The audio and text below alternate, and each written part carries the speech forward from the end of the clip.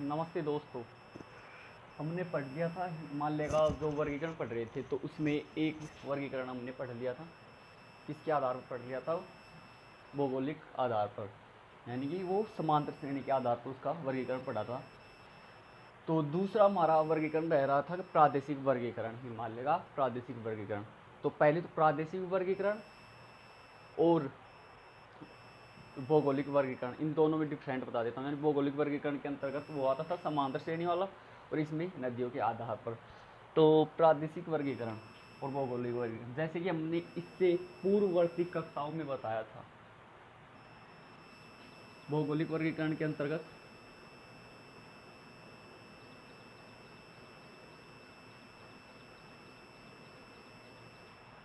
हमने बताई थी कि भौगोलिक वर्गीकरण जो किया था हमने समांतर श्रेणियों के आधार पर, इस प्रकार से।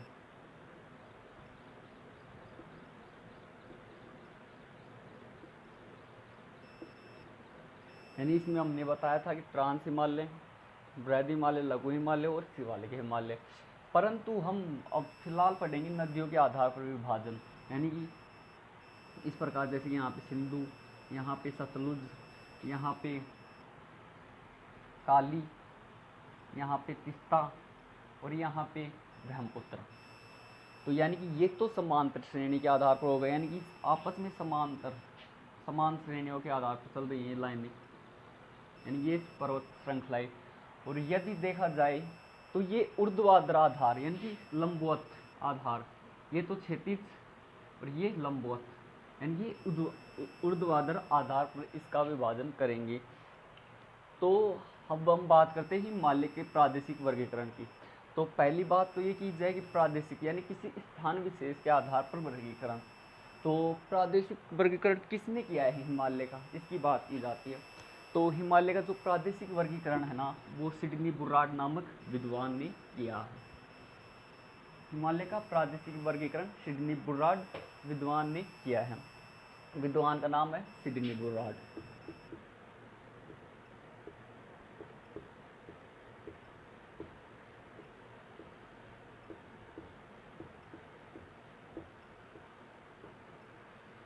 इसमें अब बात आती है कि इसको किसको आधार मान के, यानी आधार किसको मानना कि इसने इसका वर्गीकरण कर दिया हिमालय का।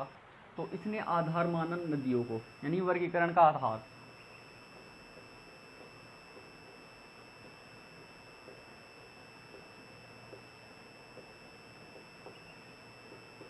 यदि वर्गीकरण का आधार देखा जाए तो इसने किया था नदियों का। नदियों को आधार मान के इसने यह वर्गीकरण किया था। किसने? सिडनी बुर्राड नामक विद्वान ने हिमालय का प्रादेशिक वर्गीकरण किया था। तो फिर नदियों का आधार माना तो इसने कुछ वर्गीकरण भी किए होंगे। तो इसने नदियों के आधार पर 4 भागों में बांटा, किसको? हिमालय को। यानी हिमालय के 4 भाग हैं।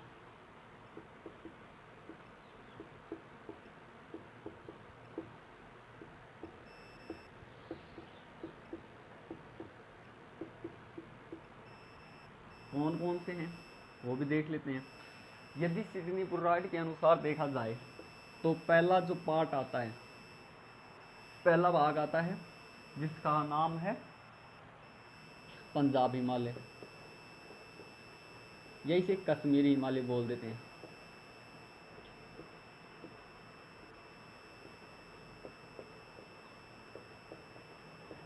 फिर उसने दूसरा डिवाइडेशन किया था जिसका नाम है कुमाऊं हिमालय।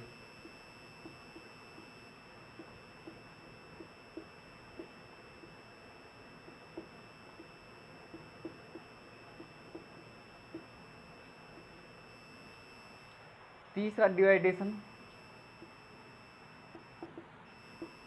जिसका नाम है नेपाल हिमालय।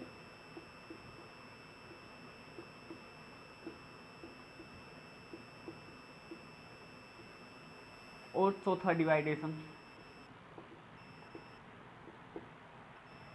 जिसका नाम है असम हिमालय।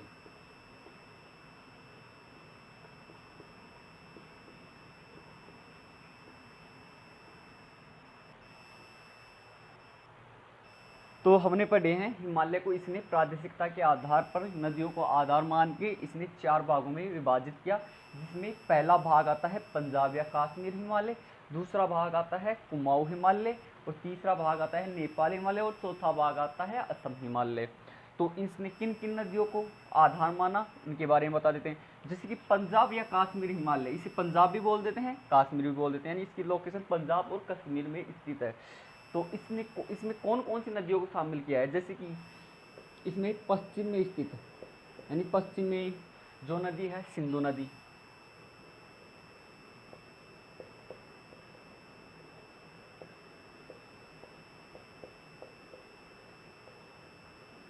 सिंधु नदी है। और पूर्व में बात की जाए इस हिमालय की, पूर्व में सतलज नदी है।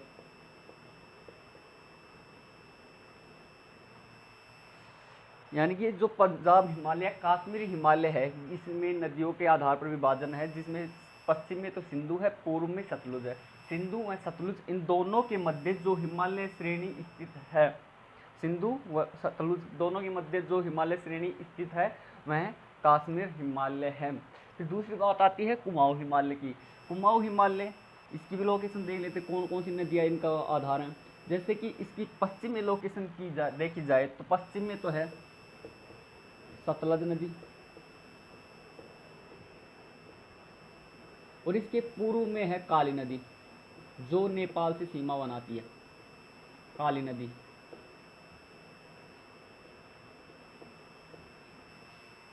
फिर बात की जाए तीसरा नेपाल हिमालय। नेपाल हिमालय की नदियाँ कौन कौन सी है। नेपाल हिमालय की नदियाँ हैं पश्चिम में काली,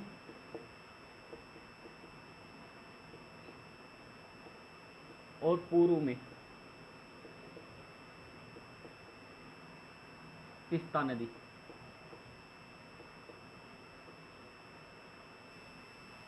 यानी कि काली व तीस्ता नदी के मध्य स्थित हिमालय नेपाल हिमालय कहलाता है। फिर चौथी बात की जाए असम हिमालय की, तो असम हिमालय में भी वही 2 नदियाँ। जैसे कि पश्चिम में बात की जाए तो पश्चिम में है तीस्ता, और यदि पूर्व की बात की जाए तो पूर्व में है ब्रह्मपुत्र नदी।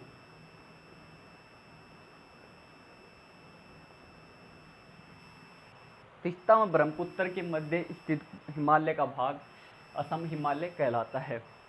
तो हमने पढ़ा है कि हिमालय का प्रादेशिक वर्गीकरण, जिसका वर्गीकरण यह वर्गीकरण सिडनी बुर्रार्ड ने किया। यह वर्गीकरण का आधार किसको माना है, नदियों को माना है इस वर्गीकरण का आधार। फिर इसमें हिमालय के 4 भाग किए हैं, यानी हिमालय का वर्गीकरण 4 पार्टों में किया है, जिसमें से पहला पार्ट है पंजाब या कश्मीर हिमालय, जो कि सिंधु व सतलुज नदी के मध्य स्थित क्षेत्र या हिमालय को शामिल करते हैं इसमें। फिर दूसरा है कुमाऊं हिमालय। कुमाऊं हिमालय में सतलुज और काली नदी के मध्य स्थित हिमालय को शामिल करते हैं। तीसरी बात आती है नेपाल हिमालय की। नेपाल में काली व तीस्ता नदी के मध्य स्थित हिमालय को शामिल करते हैं। और चौथा है असम हिमालय, यानी असम हिमालय के अंतर्गत तीस्ता व ब्रह्मपुत्र नदी को शामिल करते हैं। तो अब हम बात करते हैं इसके बारे में थोड़े से मानचित्र में।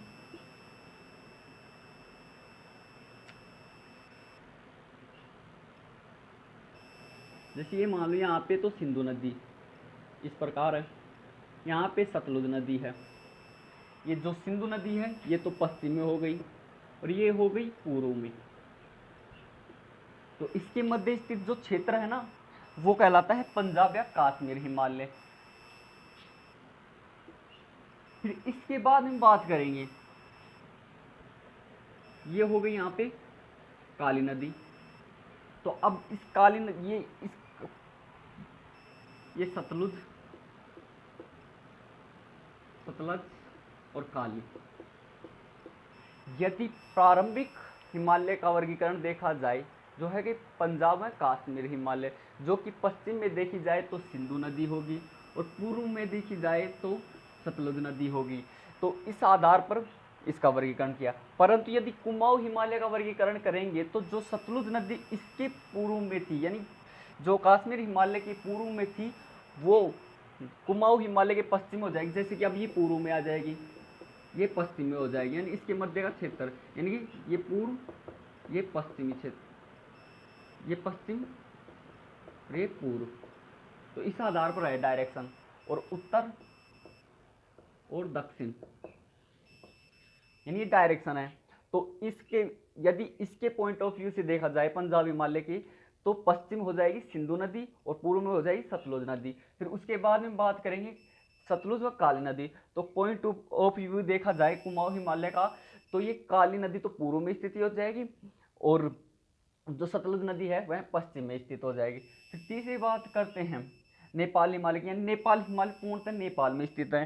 कुछ सिक्किम में भी जाता है, कुछ हिस्सा कुछ पश्चिम बंगाल में, लेकिन नेपाल में स्थित है। यानी कि ये यहाँ पे सिक्किम में से एक नदी निकलती है जिसका नाम है तीस्ता नदी। तो ये तीस्ता नदी, तो तीस्ता नदी तो पूर्व में हो गई, तो अब इसके पॉइंट ऑफ व्यू से तीस्ता नदी पूर्व में हो गई और काली नदी पश्चिम में हो गई। फिर इसके बाद में बात करेंगे चौथा वर्गीकरण, यानी असम हिमालय। यानी असम हिमालय का, यानी कि यहाँ पे एक ब्रह्मपुत्र नदी घूमती है। तो असम हिमालय पश्चिम में तो तीस्ता नदी आ जाएगी और पूर्व में ब्रह्मपुत्र नदी।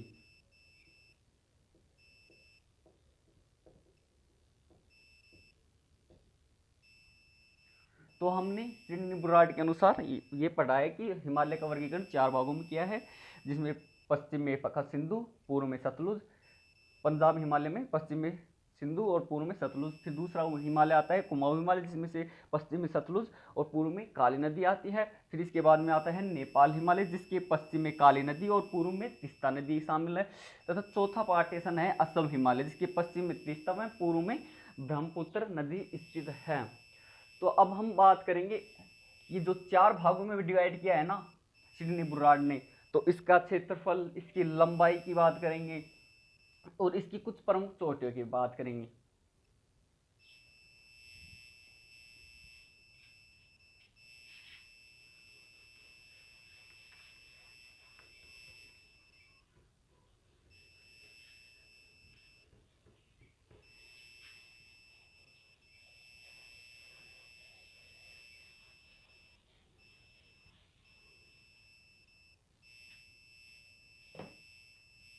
जैसे कि पहला हमने बताया, क्या बताया, पहला वर्गीकरण पंजाब हिमालय।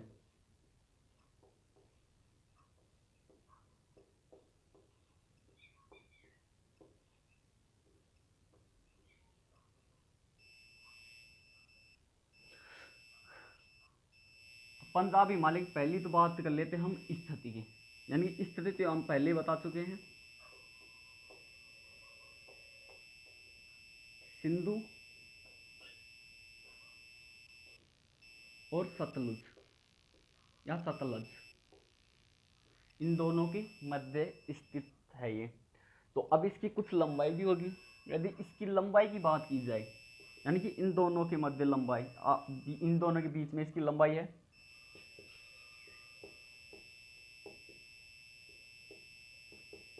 560 किलोमीटर। फिर इसके बारे में बात की जाए कि इसका क्षेत्रफल कितना है, तो इसका क्षेत्रफल है 45,000 वर्ग किलोमीटर में, यानी कि क्षेत्रफल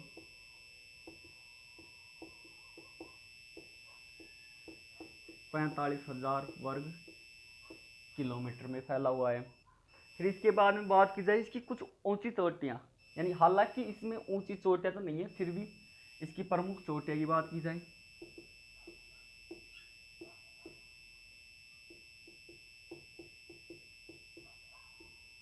तो इसमें शामिल करेंगे हम, एक तो है टाटाकुटी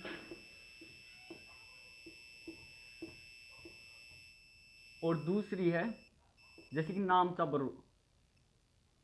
और नंगा पर्वत, जो पश्चिम में स्थित था बृहद हिमालय में, यानी कि टाटाकुटी, नंगा पर्वत। यानी कि हमने पढ़ा है पंजाब हिमालय। पंजाब हिमालय की स्थिति है सिंधु व सतलुज के मध्य, और इसकी लंबाई देखी जाए तो 560 किलोमीटर है, और क्षेत्रफल देखा जाए तो 4500 किलोमीटर में है, वर्ग किलोमीटर में है। और इसकी ऊंची चोटियाँ की बात की जाए तो टाटाकुटी और नंगा पर्वत है। फिर इसके बाद में अपना दूसरा एक वर्गीकरण है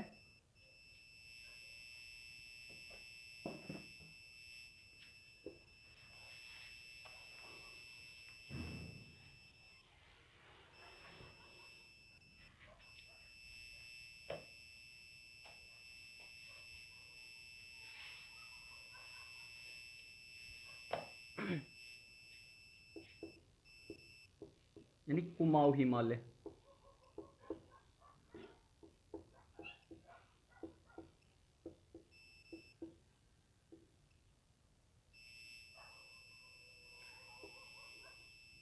वही बात करेंगे, पहले तो इसकी लंबाई की बात करेंगे या फिर इसकी स्थिति की बात कर लेते हैं। यानी स्थिति, इसकी स्थिति है सतलुज या सतलज और काली नदी के मध्य।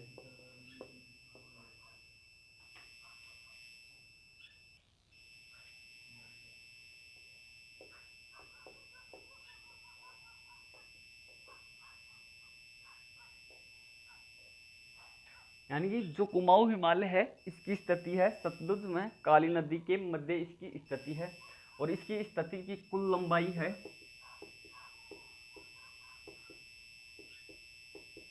यानी इसकी कुल लंबाई है 360 वर्ग किलोमीटर, सॉरी 320 किलोमीटर।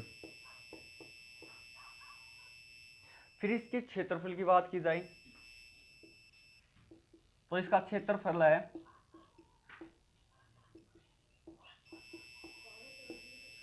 38,000 वर्ग किलोमीटर। तो यानी कि हमने बात की है कुमाऊं हिमालय की।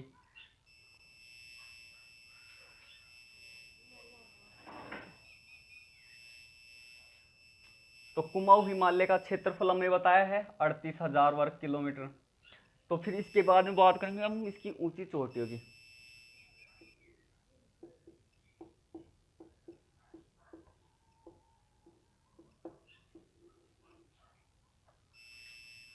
तो इसके अंतर्गत प्रमुख प्रमुख ऊंची चोटियां आती है, जैसे कि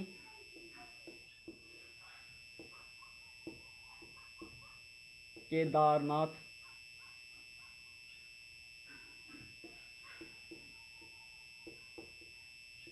बद्रीनाथ,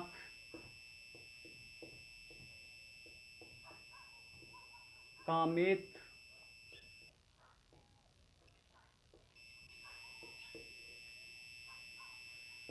नंदा देवी,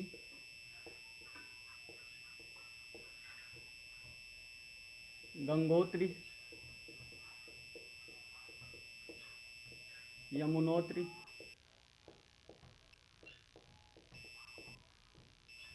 त्रिशूल और एक है शिवलिंग।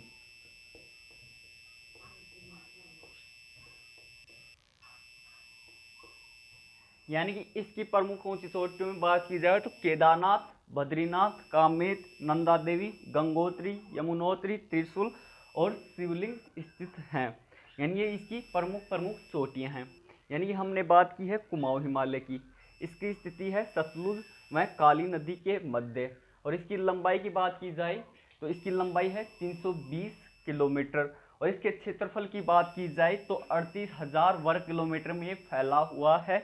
और इसकी ऊंची चोटियों की बात की जाए तो इसकी ऊंची चोटियों में आती हैं केदारनाथ, बद्रीनाथ, कामेत, नंदा देवी, गंगोत्री, यमुनोत्री, त्रिशूल व शिवलिंग, यानी कि इसकी ऊंची चोटियों में शामिल हैं। और जो ये चोटियां हैं प्रमुख जैसे कि केदारनाथ है, बद्रीनाथ है, शिवलिंग है, गंगोत्री और यमुनोत्री, ये जो भी चोटियां इसमें शामिल हैं ये सभी भारत के तीर्थ स्थलों में शामिल होती हैं। यानी भारत के तीर्थ स्थलों में केदारनाथ भी आता है, बद्रीनाथ, गंगोत्री, यमुनोत्री व शिवलिंग, तो ये उसमें भी शामिल होती है। यानी कि ये हमने दूसरा पार्टीशन कर लिया है कुमाऊं हिमालय, यानी कि इसकी स्थिति सतलुज व काली नदी के मध्य, और इसकी लंबाई 320 किलोमीटर है। क्षेत्रफल की बात की जाए तो 38,000 वर्ग किलोमीटर में फैला हुआ है। और चोटियों की बात की जाए तो केदारनाथ, बद्रीनाथ, कामेत, नंदा देवी, गंगोत्री, यमुनोत्री, त्रिशूल व शिवलिंग इसकी ऊंची चोटियां हैं। फिर बात इसमें कुछ स्वास्थ्यदायक स्थल है, जैसे कि नैनीताल, गैडवाल इत्यादि कुमाऊं हिमालय के अंतर्गत आते हैं, जो कि हमने पहले पढ़ा, इससे पूर्ववर्ती कक्षाओं में हमने अध्ययन किया था।